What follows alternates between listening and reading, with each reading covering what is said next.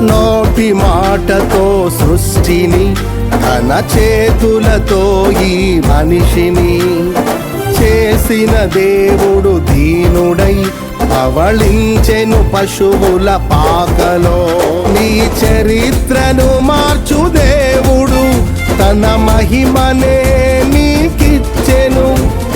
యూదా ప్రధానులందరిలో నీవు అల్పమైన దానవు కావు. యూదా ప్రధానులందరిలో నీవు అల్పమైన దానవు కావు. స్తుతియో మహిమ ప్రభావము ఎల్లవేళల ప్రభుకే చెందును. స్తుతియో మహిమ ప్రభావము ఎల్లవేళల ప్రభుకే చెందును. రక్షకుని జన్మస్థలమా యూదయ బెత్లెహేమా, ఆరాధనలకు ఆరంభమా, హృదయార్పణలకు నివాసమా.